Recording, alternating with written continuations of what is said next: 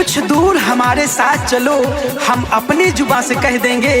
कुछ दूर हमारे साथ चलो, हम अपनी जुबां से कह देंगे। सहयोग आपका मिल जाए तो इतिहास बदल के रख देंगे, इतिहास बदल के रख देंगे। ऐसा कहना है आपके अपने नगर पालिका परिषद उरई के वार्ड नंबर 13 से सभासद पद के प्रत्याशी, शिक्षित, कर्मठ एवं ईमानदार जगत नारायण यानी कि अनिल जाटो भैया का। जी हाँ, आप सभी सम्मानित साथियों से हाथ जोड़ करके निवेदन है कि भैया जगत नारायण यानी कि अनिल जाटो का चुनाव निशान है उगता हुआ सूरज। तो साथियों, उगता हुआ सूरज पर मुहर लगाइए और अपने वार्ड नंबर 13 से सभासद पद के प्रत्याशी भैया अनिल जाटो को भारी से भारी बहुमत से विजयी बनाइए, विजयी बनाइए। आसरा म्यूजिक। गैर वार्ड को है अपने चमकाना, जय हो भैया।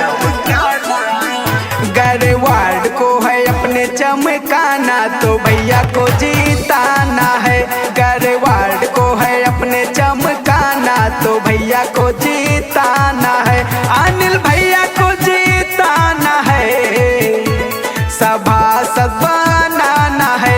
अनिल भैया को जीताना है, सभासद बनाना है।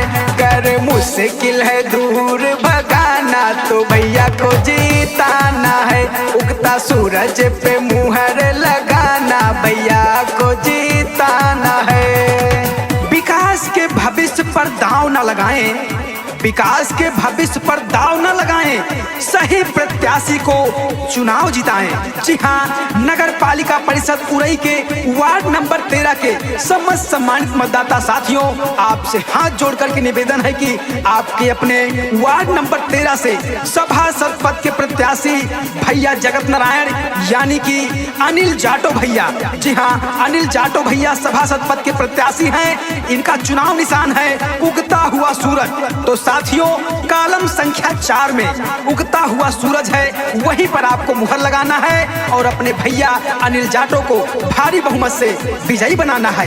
वार्ड नंबर 13 का रंग, वार्ड नंबर 13 का रंग भाई जगत नारायण जाटो के संग। तो साथियों, भूलिएगा नहीं चुनाव निशान उगता हुआ सूरज।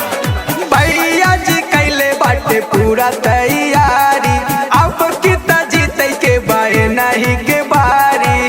जय हो भैया, जय हो। अनिल भैया कैले बाटे पूरा तैयारी, अब कितना जीते के बाए नहीं के बारी। स्वर्ग नियन है वार्ड को बनाना, स्वर्ग नियन है वार्ड को बनाना तो भैया को जीताना है। उगता सूरज पे मुहर लगाना, भैया को जीताना है। हाँ, भैया को जीताना है, सभासद बनाना है। अनिल जाटो को जीताना है, सभासद बनाना है। गर मुश्किल है दूर भगाना तो भैया को जीताना है। उगता सूरज पे मुहर लगाना, भैया को जीताना है। परिवर्तन का इरादा है, परिवर्तन का इरादा है, विकास करेंगे ये वादा है। ऐसा कहना है आपके अपने नगर पालिका परिषद उरई के वार्ड नंबर 13 से सभासद प्रत्याशी जगत नारायण यानी कि अनिल जाटो भैया का।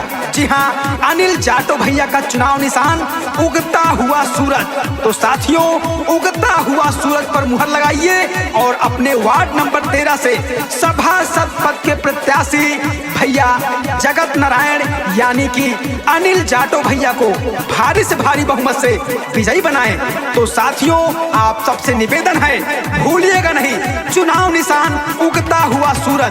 जी हाँ, अनिल जाटो भैया का चुनाव निशान उगता हुआ सूरज, हम सब का चुनाव निशान उगता हुआ सूरज, जन जन का चुनाव निशान उगता हुआ सूरज। तो उगता हुआ सूरज पर मुहर लगाएं, अनिल जाटो भैया को भारी बहुमत से विजयी बनाएं। सबके मददगार हुए सबके साथी, वार्ड के विकास में न रही कसर बाकी। दादा ध्यान दीजिएगा, सबके मदद